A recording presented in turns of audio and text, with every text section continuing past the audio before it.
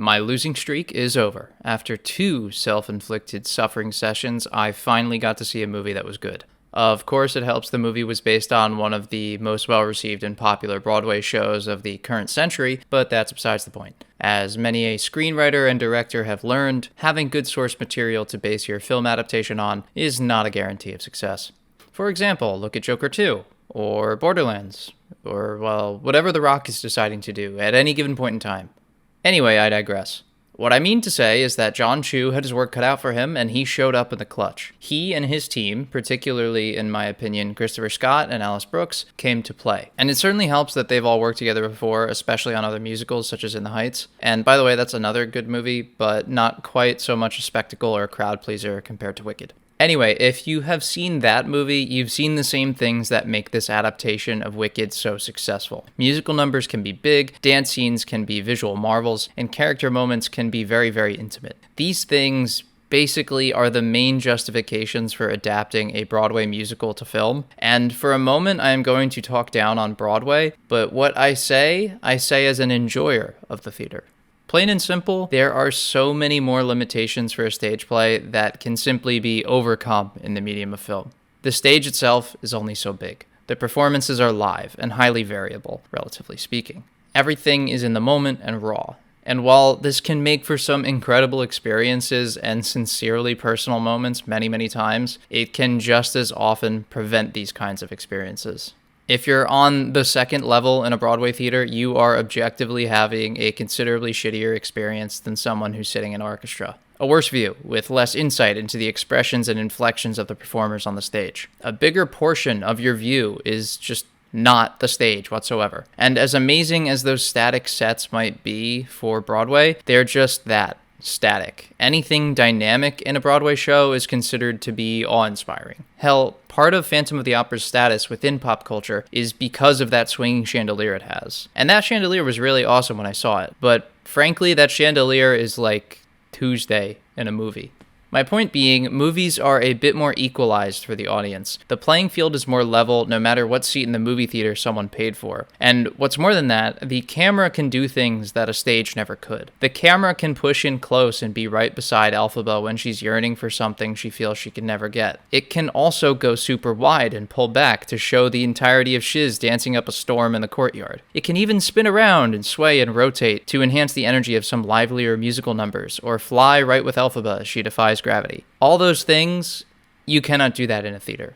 The perspective is fixed. The stage isn't getting any bigger or any smaller, and we're not getting any closer to characters when they're at their most emotional. And for my money, this flexibility of scale is what Jon Chu understands so well and uses to create such a great adaptation of Wicked. Pound for pound, are the songs themselves in the movie superior to their Broadway versions?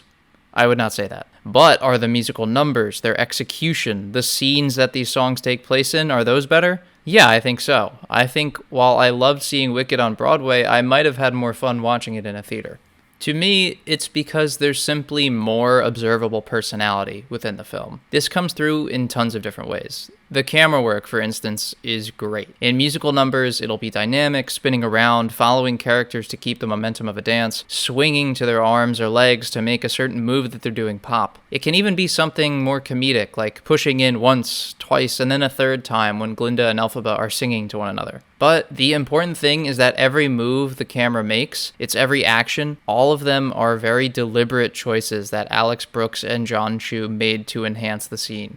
And for my money, they never really make the wrong choice. It's never distracting, only elevating. Further, the set design and costuming are fantastic as well. The costumes are detailed, environments feel so tangible and distinct. Perhaps this is sacrilegious of me to say, but I felt a similar awe to Dune or Barbie whenever I saw the scenery and the level of detail put into even the most background of props. Shiz, the Ozdas Ballroom, especially the Emerald City, they all looked spectacular. Things felt very real, but quirky and a bit silly and otherworldly in a way that matched the unusual language that the Ozians spoke. The tone and the atmosphere and vibe were all there in the original play and its screenplay adaptation, but all the visual elements that you get to play with in a movie were put forth in Wicked and cranked these feelings up to make them feel much easier to connect with. As fake and absurd as so much of it is, Nathan Crowley does so much work on the set to make Oz and the people in it feel very real.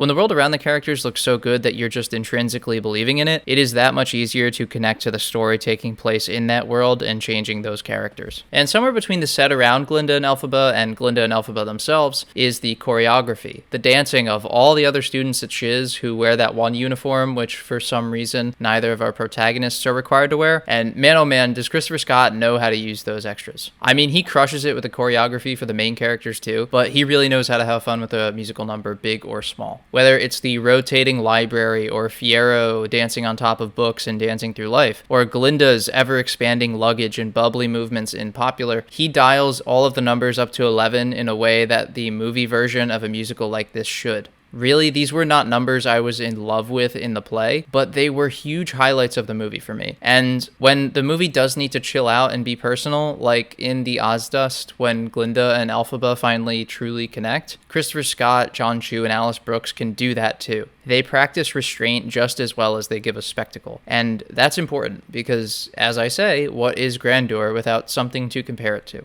Last thing I want to touch on is maybe something odd, but I thought the dynamic between Elphaba and Glinda was very clear-cut in this. Cynthia and Ariana played off each other so well in a sort of slapstick versus straight man buddy cop situation. Ariana does amazingly as Glinda and is so silly in a really charming way, and Cynthia has a wonderful and resonant portrayal of Elphaba that you can really connect to. Jonathan Bailey also has like an insane amount of charisma, which is only rivaled by Jeff Goldblum's, who's going for a much slimier route, but both of them are so well played and just very fun. To cover some of the concerns I've seen online leading up to this, I do agree that the colors were not quite as vibrant as they could have been, though it's a tough comparison to make when your competition is the poster child of Technicolor. Things were maybe a bit more muted than they needed to be in Wicked, but they never felt super gray or beige like a lot of blockbusters these days often do, so I didn't really have an issue with it. The sets popped for me, and that's all that really mattered. Sure, it could be better, but it was by no means bad. And in terms of this being longer than the play, but only being part one of the play,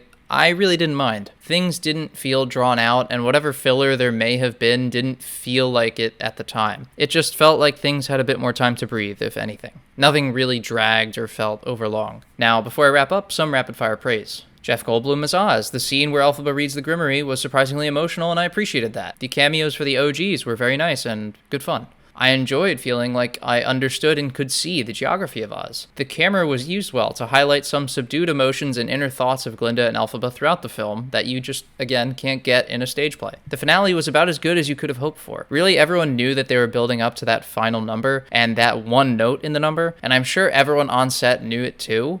And you can never live up to the icon and culture that the moment has become from the stage play, but I'm not sure how they could have done any more than what they did. Bach as the affair man, played by real-life affair SpongeBob, was funny in a meta sense. The Train to Oz was dope. Peter Dinklage is also always lovely. Anyway, I don't really have some sort of smooth thematic message to wrap this one up, and I do kind of want to get going on cooking my Thanksgiving dishes, so I'll try to leave my thoughts in brief as this. Wicked is by no means a flawless film, but it understands its source material and what elements of that source material can be best served by the medium it brings the story into, and because of this, is a great experience. Everyone involved worked hard and worked well to bring a great musical to screen for the holiday season, and you'd be missing out if you didn't check it out. I'd give it 4 stars out of 5 and recommend giving it a shot, even if you're hesitant. I really liked it. So that's all from me. If you saw Wicked, let me know what you thought about it in the comments below. And since it's that time of year, let me know if there's any holiday movies you'd like me to review, old or new, that I should maybe check out. Nosferatu is on my radar for the month of December, but otherwise, I don't know what's cooking on the channel next. That's for you, the loyal viewer, to help me decide. Until next time.